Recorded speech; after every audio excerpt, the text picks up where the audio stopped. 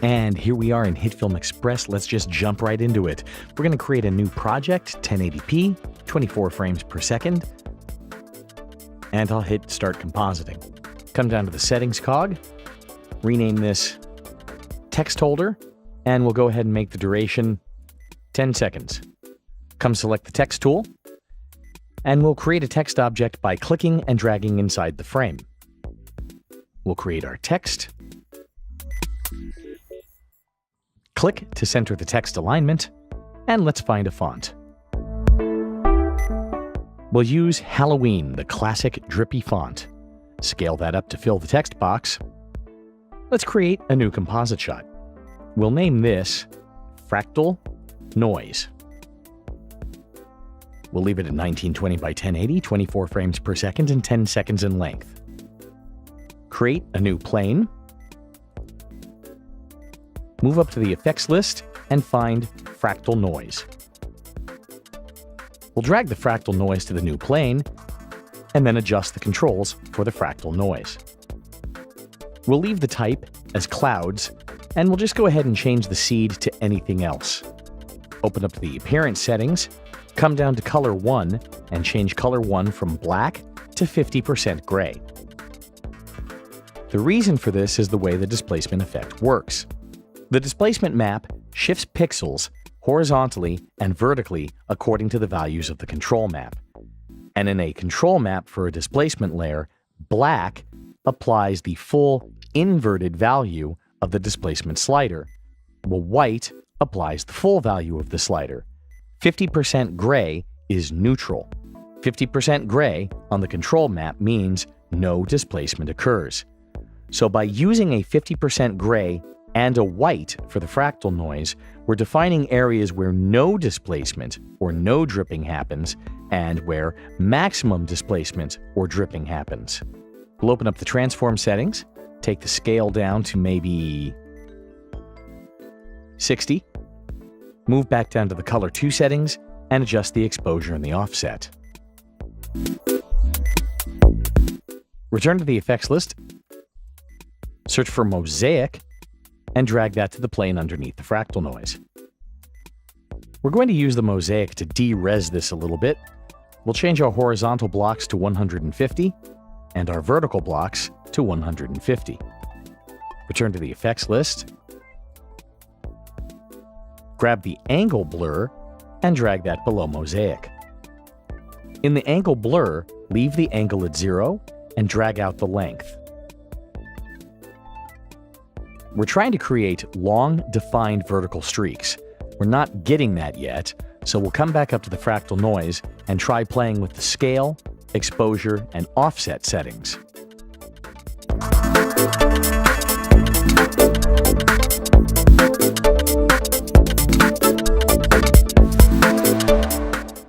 I've decided on a scale of 20 pixels, exposure at 3.25, and an offset of negative 0.5. Create another composite shot. Call this Drip. We'll leave this at 1080p, 24 frames per second, and 10 seconds long. We'll come up to the media bin and drag in the fractal noise and hide that layer. Then we'll drag in the text holder on top of the fractal noise.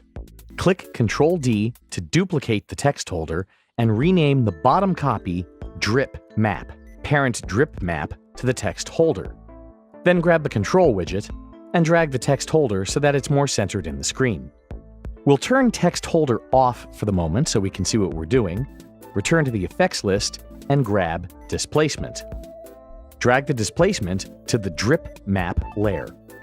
Let's open up the displacement settings and set the source layer to the fractal noise layer. We'll set maximum horizontal displacement to 0 and adjust the maximum vertical displacement.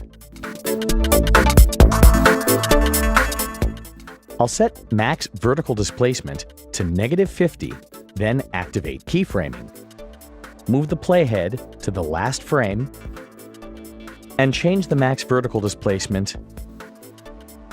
I think I'll go with 175. We'll turn on the text holder layer and see how these two layers look on top of each other. I'm going to tweak the max vertical displacement on the last frame, taking that up to about 189, 190 or so, and I'll adjust that first frame going from maybe -50 to -87. And when we scrub the playhead through, we can see that our text is starting to drip and melt. I'll give this a little bit more motion. We'll activate keyframing for maximum horizontal displacement, and on the first frame, we'll try a setting of about -75, and on the last frame, to a value of, say, 58, and scrub playhead again.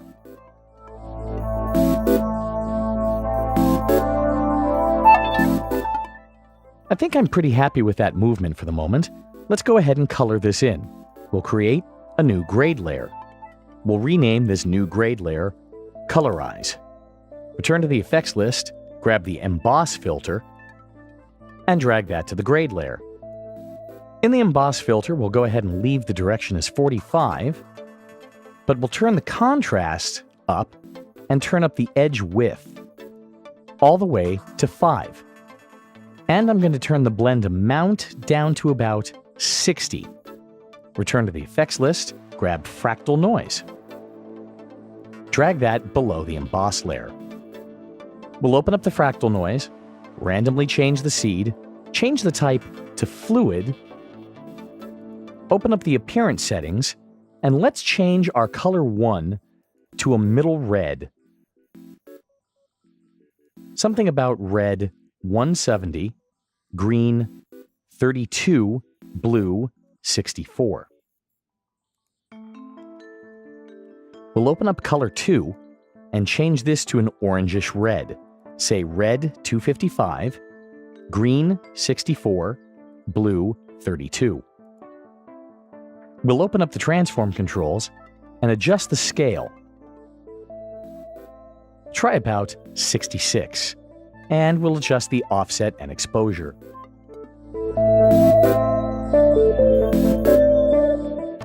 I've settled on an exposure of 0.27 and an offset of -0.34.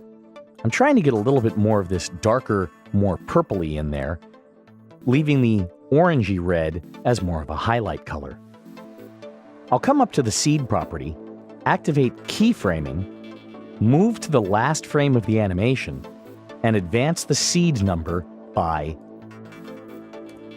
2. And if we play that back, we have a slowly morphing, dripping text.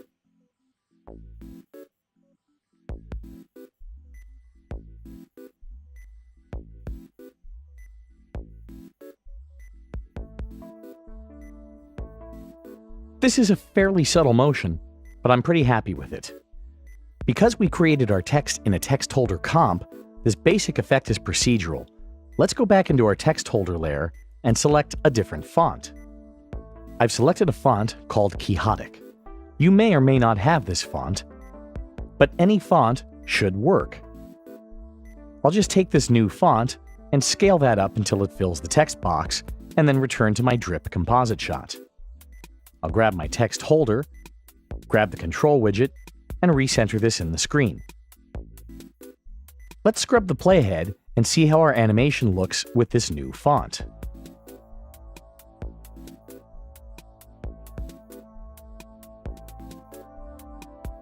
We have the slow drip going on, but this font overall is taller and thinner than the previous font. Let's see what happens if we return to the displacement effect on the drip map layer and adjust the keyframes. I'll adjust the first max vertical displacement keyframe to -198. I'll move to the last frame and dial up that max vertical displacement to about 600. This is starting to break up, but there are ways of dealing with that. We'll go back and change the fractal noise. The fractal noise comp is what's controlling the width and the length of the drips. I'll change the scale to 35 and then move down to the angle blur effect and change that value down to about 150. In the fractal noise, I'll lower the color 2 offset to -0.62, and I'll raise the exposure up to about 6.18. Let me adjust the offset a bit more. Offset -0.6. And when we return to the drip composite,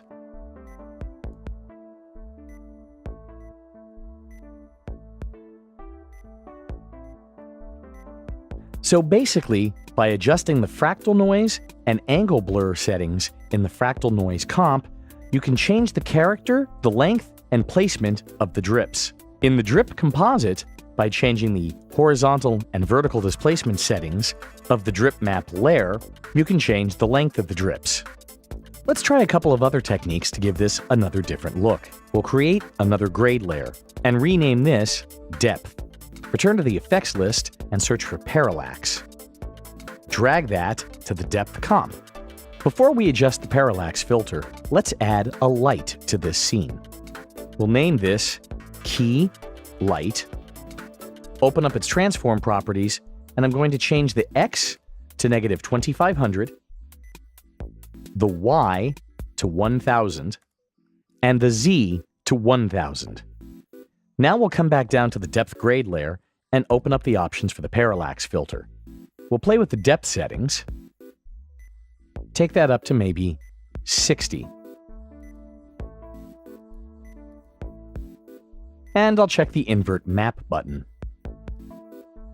Under Blur Height Map, I'll select 1, and then I'll twirl open the illumination controls and the material settings.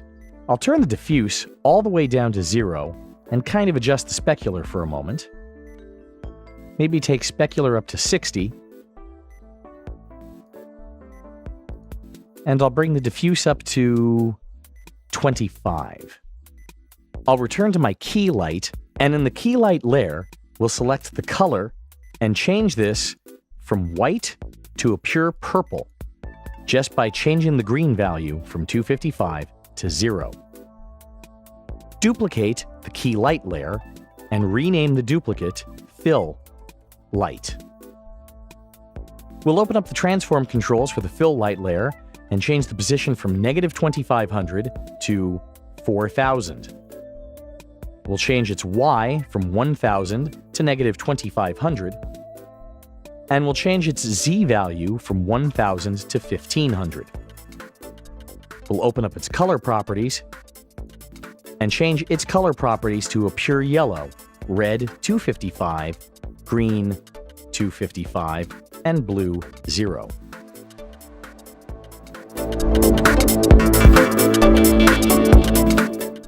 I'll change the intensity of the key light from 100 to 70.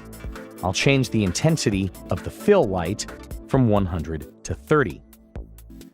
The yellow key light is picking out more of the yellow highlights in the fractal noise color.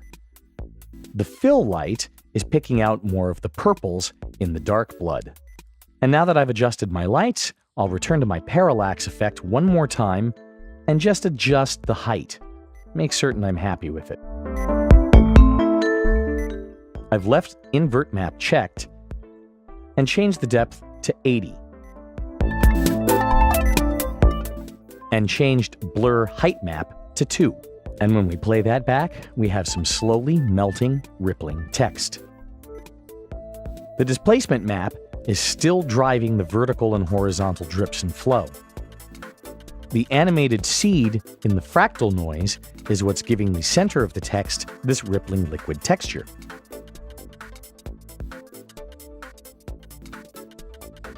Let's try something else. I've returned to my fractal noise layer. I've changed the scale to 17 pixels, the color 2 exposure to 10, the offset to -0.6, and I've changed the length of the angle blur to 100 pixels. Now, I'm going to go up to the seed property of the fractal noise and activate keyframing. I'll go to the last frame, and on this last frame, we'll change the seed from 5600 to 5599.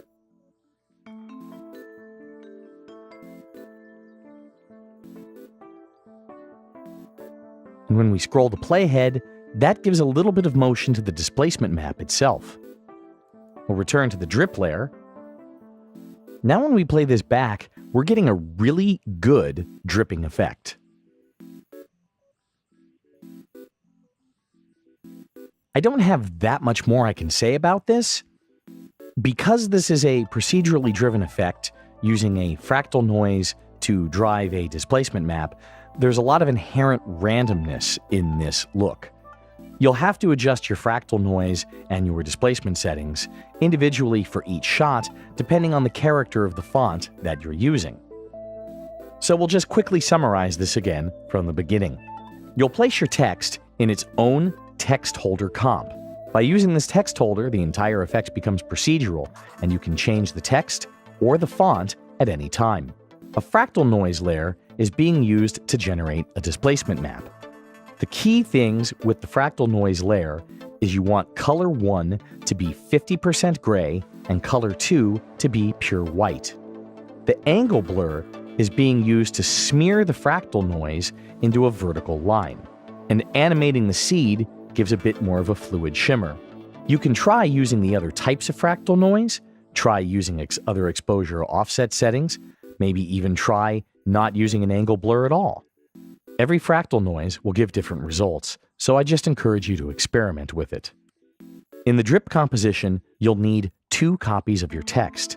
The top is your text holder, and the text holder is just sitting there with no effects on it to keep the basic shape of the text defined for the entire shot.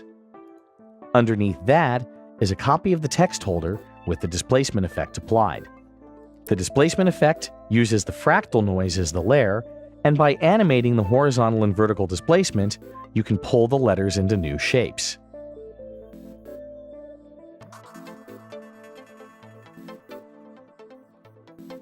In fact, you might just want to use the displaced layer only. But I think keeping a plain copy on top of the displaced copy keeps the text more readable. On top of that, we have a colorizing grade, which is using an emboss filter to add a little bit of 3D depth, and then a fractal noise filter to add a little bit of coloring. You may choose to stop with the emboss and fractal noise filters, which gives a great dripping look, but it's still a little bit two-dimensional and very graphic. Optionally, you can add this depth grade.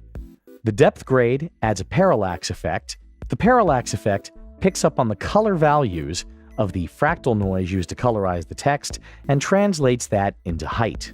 So by adding a parallax effect and a couple of scene lights, you can get a little bit more pseudo 3D depth in the surface of the letters. Put it all together, and you can get some pretty good dripping, melting, Halloween-y text. I'd like to thank you for sitting through this tutorial. I hope you find these techniques useful and that you can apply them to your own spooky Halloween animations. I'm Mike Miller from Triumph Visual, and I'll see you next time.